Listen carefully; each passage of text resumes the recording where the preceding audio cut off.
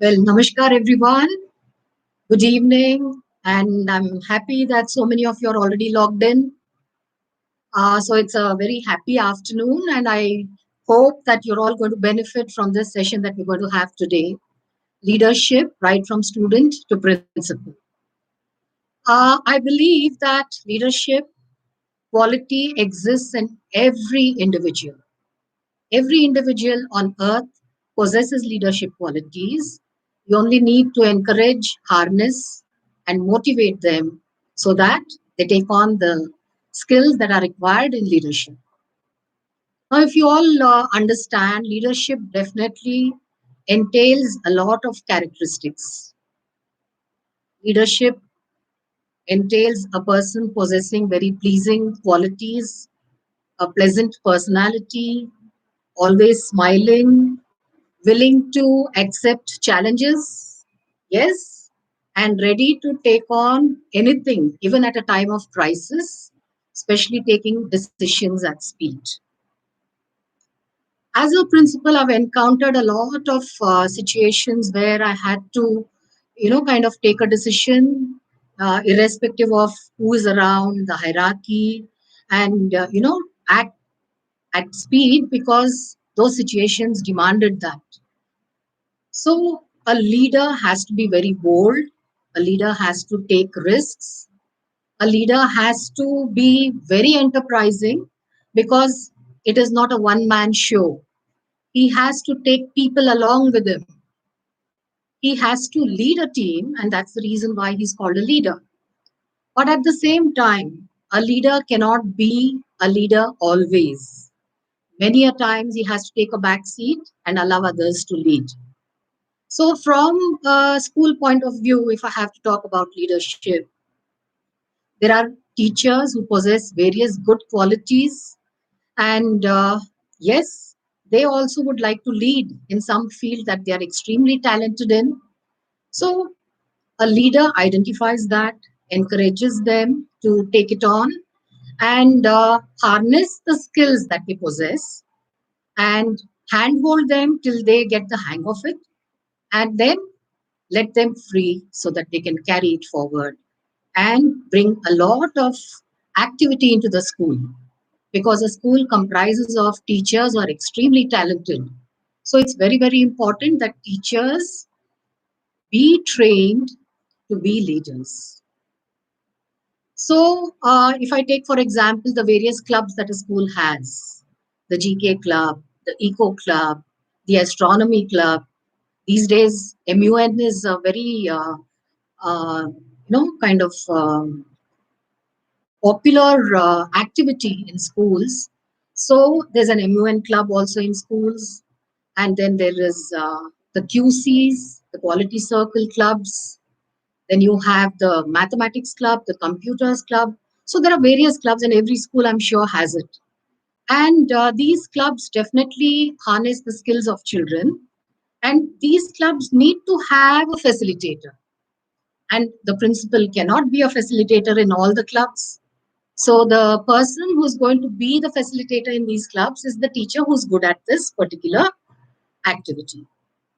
So identifying the teachers for this, training them for it so that they become very deft in all the activities that are associated in that club, and then taking it forward to the children who are in that club.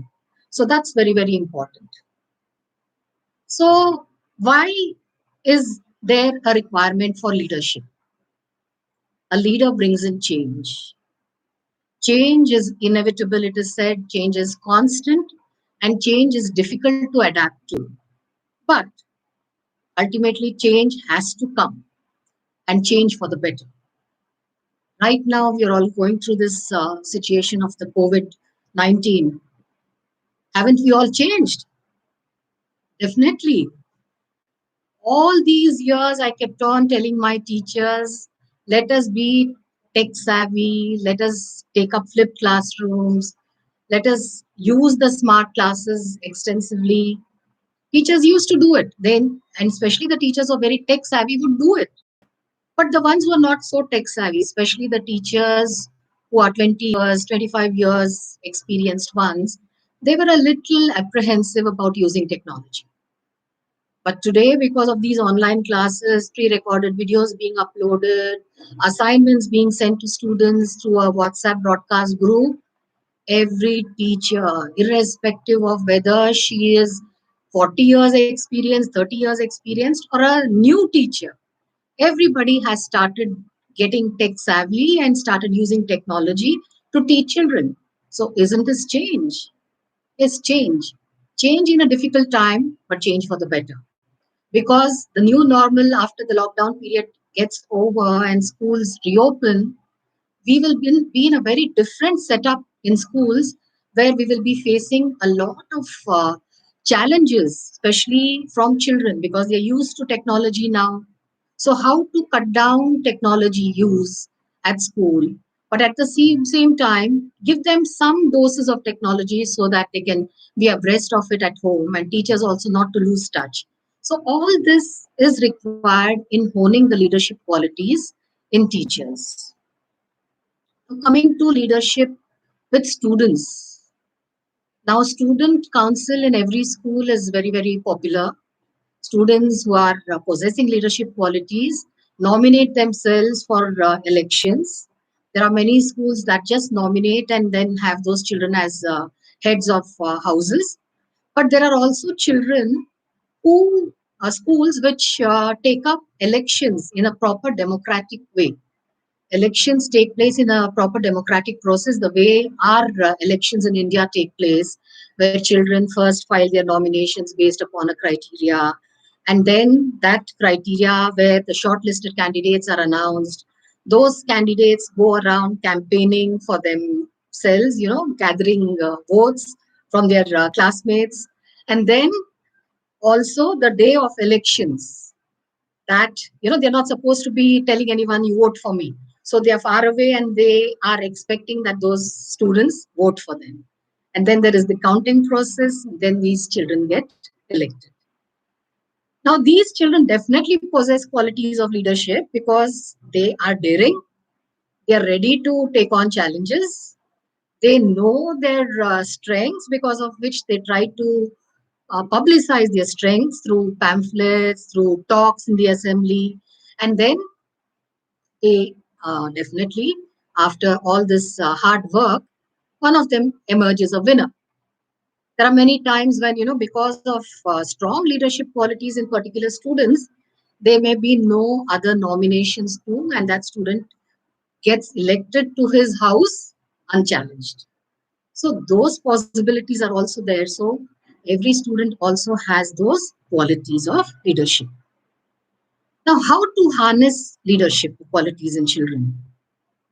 Now, every child, when he is born, all right, seeks attention. And this attention seeking goes on through all his school going years. And every child wishes that he be identified, he be recognized, be it in a class, be it in a gathering, be it in a school, because he wants to feel important. Now, how does a school teacher or a school harness this quality of leadership in a child? To boost his morale. In case the child is an introvert, get him to speak a lot so that he begins to, open up and share his ideas, share his feelings, because these children perhaps right from birth come from a background where there's not much talking going on at home, because of which they are not ready to open up very easily. They are very closed up. So those children need to be encouraged to open up as much as possible at school, and especially teachers whom they are very close to, who can encourage them to share their views, share their emotions, so that they talk to those teachers and that teacher keeps on encouraging the kid, and that kid goes on to emerge with some qualities which, as age proceeds, because as per Freudian psychoanalysis, up to the age of 11, a child knows only about himself. So the I takes a lot of precedence over the ego. Now, ego develops after age 11, where he is able to understand where he stands and what others around him are trying to do. He also respects the opinions of others once crosses that stage of 11 years. And he begins to respect the opinion of others. He's ready to accept the opinion of others, though he may not like it, but definitely he will accept it because he has to live in a society where these people also coexist. As he grows older, then comes the third stage where he's in the period of adolescence, where there is a lot of maturity that comes in, and this maturity helps him in subsisting with his peers. Here, the peer control is very, very strong, where the students of the same age group, say 13, 14, they feel that, the teachers are not to advise them about anything. They know better. They are more evolved. That is what they think. And yes, they are evolving, but they need a lot of hand holding. They need a lot of guidance from teachers, from parents, from their seniors. So, developing those qualities in them where they can be leaders is very, very important. Now, what happens is in a class of 40, there could be about 7 to 8 children who are very intelligent. They could be gifted children. Whenever the teacher asks a question, they, absolutely jump and answer the questions that the teacher asks. And what happens is the ones who are not so good at studies, they take a back seat.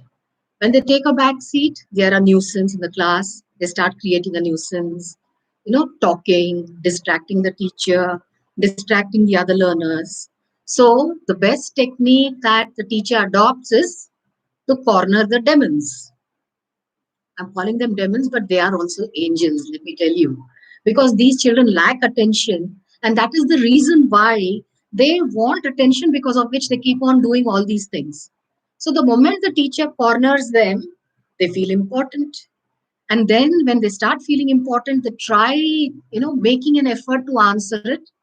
And at that time, the teacher has to take care not to discourage them, because it's very important saying that, okay, that could be one of the opinions, but let us wait for the rest of the class to come up with their answers, and then we'll narrow down to a solution. So, if this is the way the teacher tackles it, the child will not feel put down. He'll remain confident that, yes, somewhere my answer also is being considered. So that will help the child in getting confidence, and confidence building is an extremely important part in developing leadership qualities in children, right? I have a lot of people who are in the window, and I can see the chat. Somebody saying yes, somebody saying thumbs up. Well said. Yes, I'll come to you people once I finish talking. Yes. So it's very, very important that we need to listen to every child. Every student is important in the school to us, irrespective of whether it's me as a principal who's speaking or you as teachers who are going to, address children. It is very important to listen. What happens is up to class 5, all of us are having perfect children behavior wise, who are extremely obedient, disciplined. And then when they come to class 6, if you all remember, there was a poem in class 9, Am I a child or adult? The child is in this dilemma, trying to understand whether he's actually a child or he's an adult. Because sometimes when he does something, parents, teachers say, come on, you're not so big that you behave like this. And sometimes when he behaves the way he does, don't you understand so much? You're such a grown up boy or a grown up girl. You should know all this. So the child is thrown into this confusion where he wants to know whether he's still a child or an adult. So handling children, especially at the onset of adolescence, is very, very important, because that is where leadership qualities can be built very, very strongly in children, which is around class 5, class 6, if you have to take it class wise, that is age 11, 12. Because leadership qualities gradually develop, and these children emerge towards, end of schooling, where they can be a head boy or a head girl or a school captain. So developing this over the years, because it's not something which can be transformed overnight. It needs to be developed year after year, month after month, day after day. So besides transacting curriculum, The teachers also need to keep an eye on developing these qualities in children where they are supposed to be paying attention to developing leadership qualities. Because once the leadership quality is developed in a child, there's no stopping a child in taking on any kind of challenge that he faces. First, in a closed environment like school, and later on in college, and then in life itself. Because leadership qualities help a person see through difficult times where he is able to take a decision. They are able to rationalize. Rationalizing to take a decision is extremely important because a decision taken wrongly can lead a person into a wrong spot. So it's very, very important that a child's leadership qualities be developed right from class 5, 6, 7, so that gradually, when they are about to leave school, they are confident young citizens who are ready to face the world. Now, a few other things that I wanted to tell you is identifying student strength. Every student may not be extremely good in academics. Children are versatile, they are diversified. They could be very good singers, they could be very good dancers, they could be very good orators because, according to psychology, also, there are three kinds of children: children who are oral, children who are kinesthetic, and children who are psychomotor domain strong, right? So, it's very, very important to identify this and help the child in getting into that channel where he is strong so that he emerges to be a master of one and a jack of all trades. So today's world requires this kind of harnessing of skill, and skill development is something which government of India is also promoting, CBSE is promoting, and all other state boards also are taking on this initiative. It's extremely important that we need to harness the skills of children. Not necessary that every child get into engineering or medicine or law. A child who's extremely good in music can go into sound engineering. He can become an excellent music composer. Today, the world is open to all these fields. A.R. Rahman began in a small way, but today he is so much in demand by world musicians. So every field has a career today.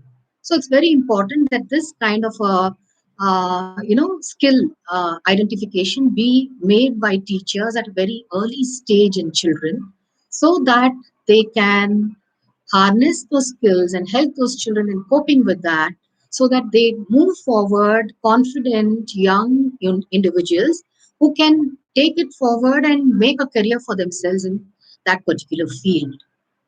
So, besides this, I also wanted to talk about leadership in school, where other than the student council, which was one of the areas I spoke about, we also have class representatives, where there are various monitors being nominated by the teacher, so that on a rotation basis, every child gets an opportunity to be a monitor once a month, maybe a row monitor, a language monitor, the assembly monitor, and then the library monitor, the computer lab monitor, the science lab monitor. So there are various fields that you can create for children where each one feels important and carries out his duties.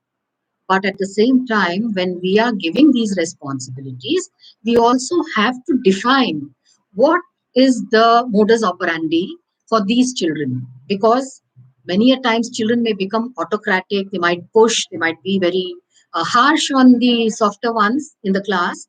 So we have to take into account that these children be given certain guidelines where they are not bullies, but are a pleasant leader who is taking his class forward in all matters of discipline. Because the teaching part, of course, the teachers are taken care of. But where it concerns discipline, be it a class 1, class 2, class 3, every child wants to don the hat. So we should give them the opportunity of donning the hat, where they wear the hat and carry the hat with dignity.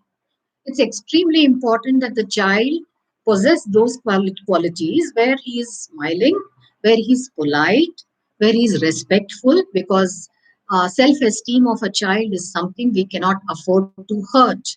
So it's extremely important that we value the self-esteem of each and every child in the class, and these leaders need to be told, need to be guided, need to be trained that no child should feel hurt. And maybe the teachers can devise a poll at the end of the month after their role of monitor is over and ask, how would you rate your language monitor? Or how would you rate your library monitor? Or how would you rate your computer lab monitor? So the number of votes will give the child a very transparent feedback as to how he had carried out his role as a leader. So giving the responsibility at the same time, making them understand that they have to be very, very controlled in their leadership is something we all have to take care of. When we come to the adolescent period, yes, where that is class 8, 9, 10, and then you have 11th and 12th. What we used to think is the prime of adolescence in class 9th and 10th, today it has shifted to class 6th, 7th, 8th. The children who possess those kind of behavioral characteristics in 9th and 10th now possess it in 7th and 8th. And then the younger ones, of course, the onset of puberty, which causes all kinds of haphazard behavior in children. They tend to behave the way they behave, but correcting them and putting them in the right track is the responsibility of each and every child, each and every teacher. So, very important, and especially the adolescents. The adolescents are those who seek attention, who seek a lot of self respect, because one small comment by even activity teacher could upset them so terribly that they would be sulking for days. So it's very, very important to keep in mind that these children's emotions be kept in mind, because they feel they are very independent. They know what is right. Yes, to an extent, these children know what is right, and make them understand that they are as important as the others in the classroom, irrespective of the academic excellence of the children. Because these adolescents are a very strong peer group. If you see in a class of ninth or 10th, the intelligent ones, even if the naughty ones are doing some mischief in the class, will not let down the naughty ones. They are with them. The teacher may ask, come on, you're good students, you tell me who's the one who was creating the nuisance.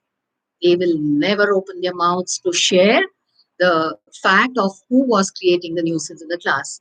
So that pure bonding is very, very strong amongst adolescents. So it's extremely important to take care and treat them more like friends than children, because adolescents, as I told you, develop a lot of self-esteem. So that self-esteem is something which we need to regard, respect them. We all made mistakes when we were adolescents. They have a right to make mistakes, but it is our duty to correct them so that they do not go wayward, and identify the naughtiest one of the lot, give him the responsibility. Such a responsibility which he will definitely carry out to the best of his ability, because he wants to prove to the teacher that he is capable of doing something really great. I'll quote one instance here. There was a boy in my school who was extremely naughty in class. Every teacher would say, ma'am, I wouldn't want to take the name of this child because he might feel very, very upset. Ma'am, this boy troubles us. He never lets us teach. He moves out of the class after every period. Every period he wants to go to drink water or use the washroom. What do? We try counseling him. There's no chance of, bringing a change in this child. And I would wonder why every teacher is facing this problem.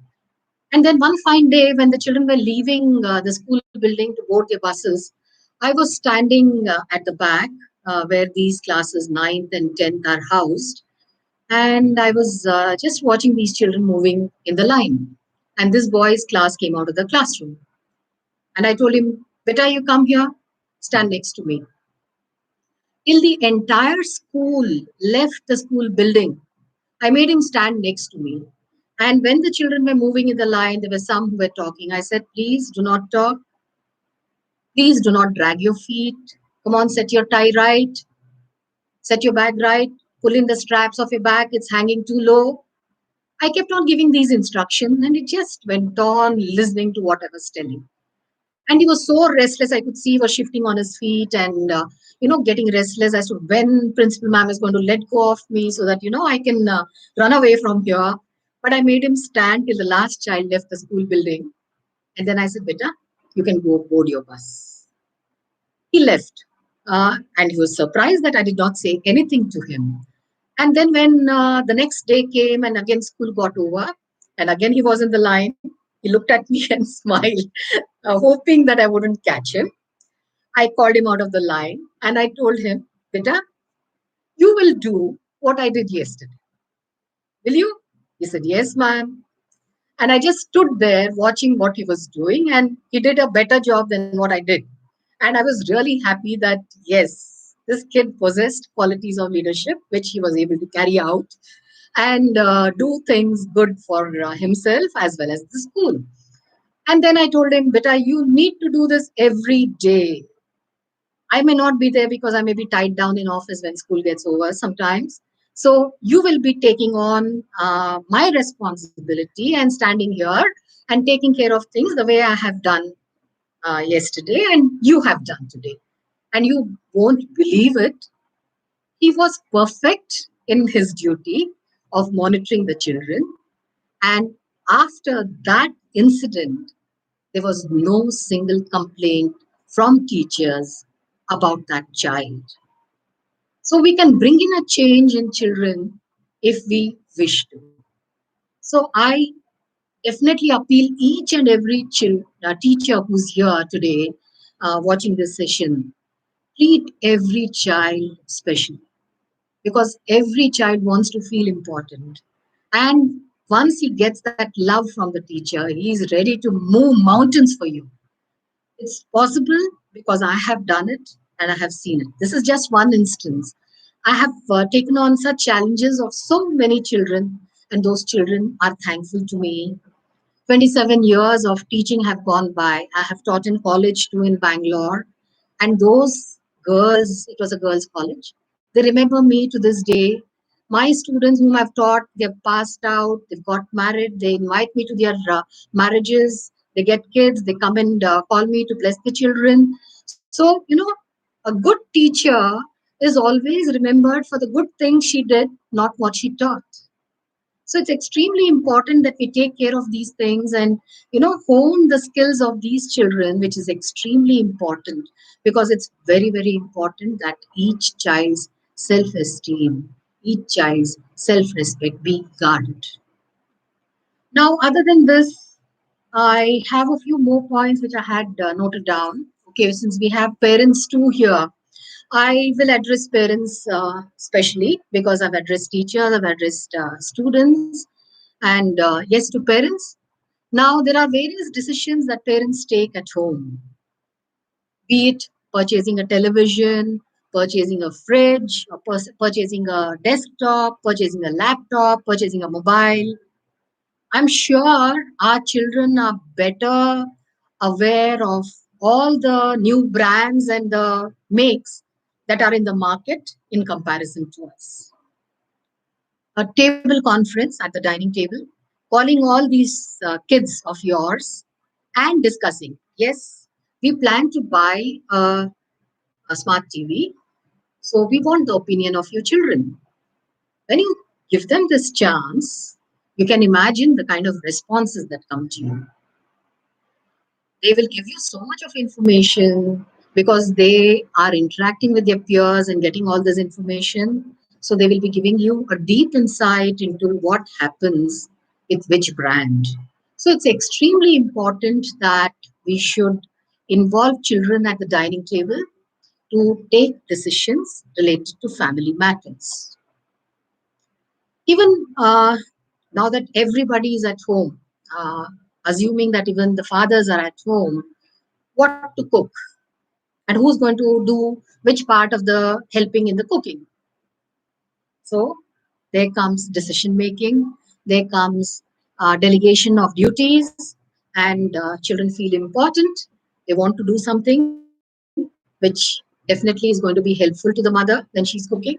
And some kind of quality of leadership that comes up in children. It's extremely important. Besides this, also when it comes to weddings in the family, yes, what gift to give, there too you can involve children in decision making. And when you're giving tasks at home, for supposing there are two children, not more than two children in a family these days, what will the elder one be given? What will the younger one be given? And appreciation after the task is done. Maybe the task is not done as perfectly as we do as elders, but we need to appreciate the task that the child has carried out because he has done it to the best of his ability. So it's extremely important that we delegate duties to children and tell them, guide them how to go about it, and then ask them to go about those duties and at the end of it, appreciate for whatever they have done, however they have done. So that's one thing. And when I came to the students, I was in NCRT attending a peer educators program. That is a very, very important program which NCRT has launched, but it has not taken foot the way it was earlier. But peer educators play an extremely important role in supporting the peers who are not very forthcoming, be it in academics, be it in managing their emotions, be it in getting to complete their work, be it in helping them study. So, peer educators in a class. So, when there is a classroom set up of, say, 40 children, the teacher needs to pair a good child with an average child so that the good child is a support system to the average student. So, in case the average student is unable to cope with a certain subject, the good student can help him out in academics. It could be mathematics, it could be science, it could be completion of work, or even completion of assignments. Helping out is not copying. It's very important that this kind of hand holding is extremely important, and peers play an extremely important role, especially in senior classes. What happens is teachers find it difficult in evaluating certain tests that they give.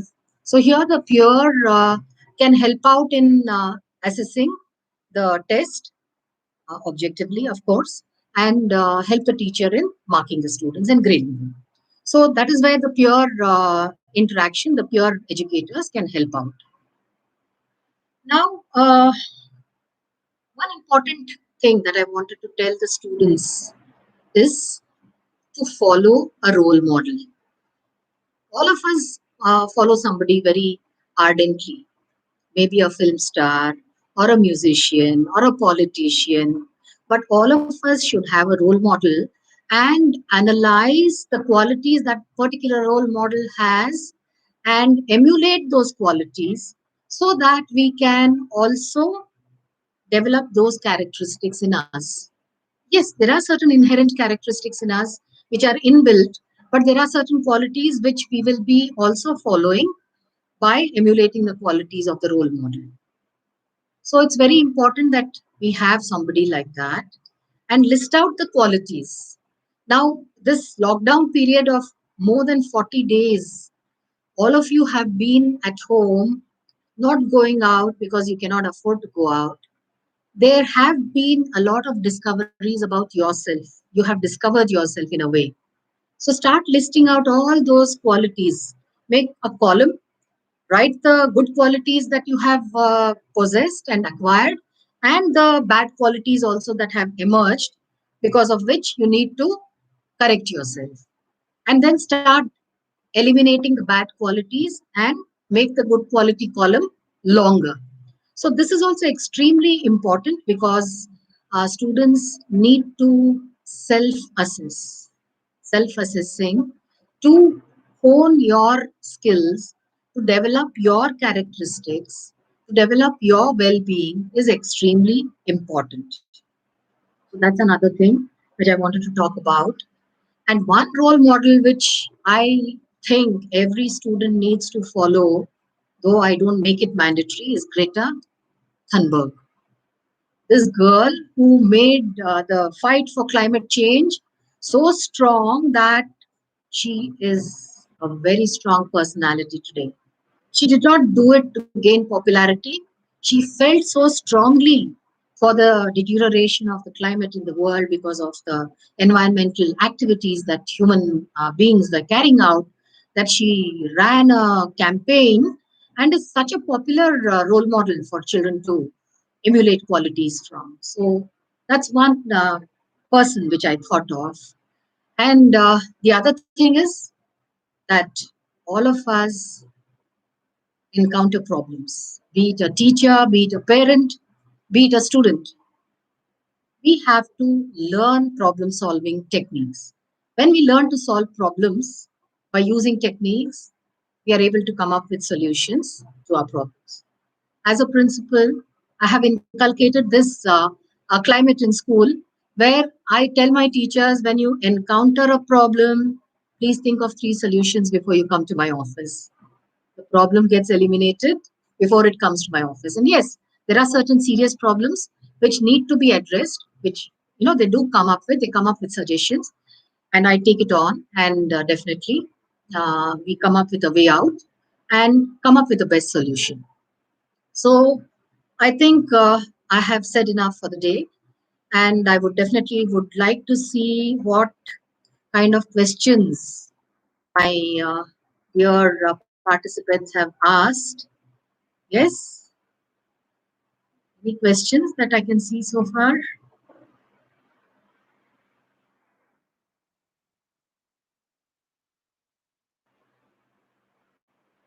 More of everybody liking the talk. I would definitely want to address some questions if you all have it. Every problem has a solution. One of the people have said, yeah.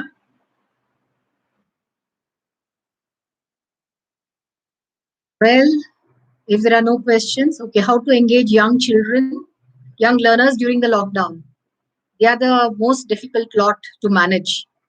Yes, I think let me address this.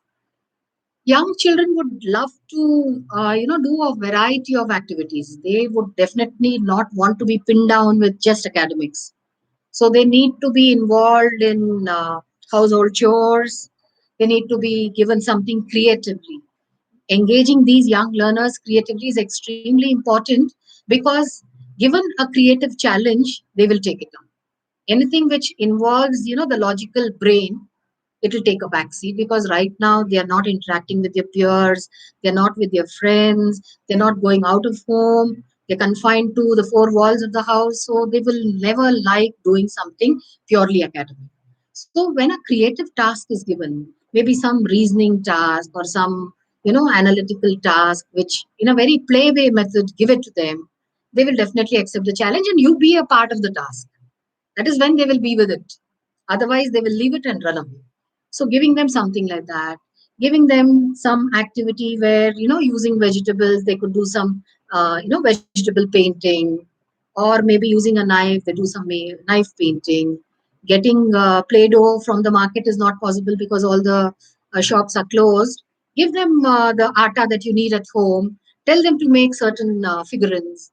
They will do it, they'll enjoy it and appreciate what they do. That's extremely important. Yeah.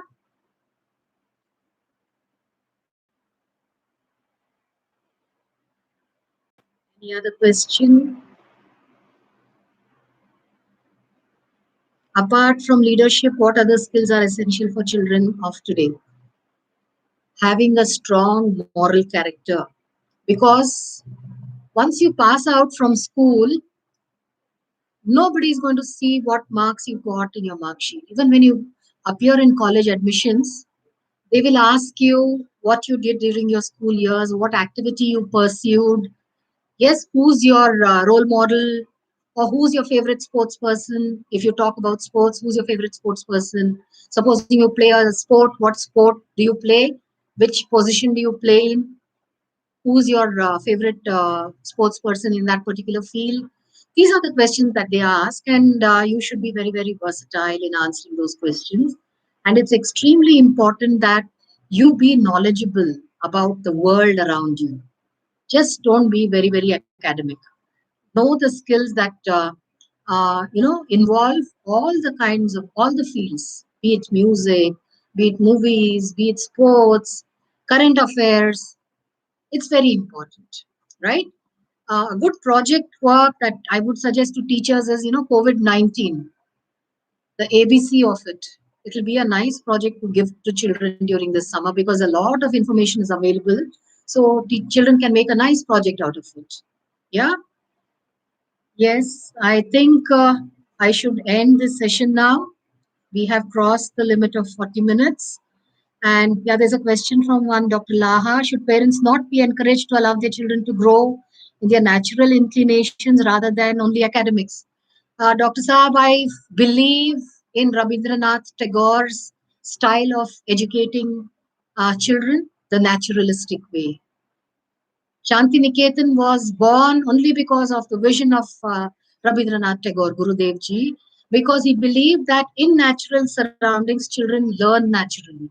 That's one of the schools of thought also in academia, where the naturalistic style of education. So that's a very, very important aspect. And yes, I believe that the naturalism needs to come back where we learn from the surroundings that we live in. Very important. Well, let me end this session today. I thank Entab Campus Care. It's a wonderful magazine with lot of information. Like you will be getting to know a lot the way we have been discussing.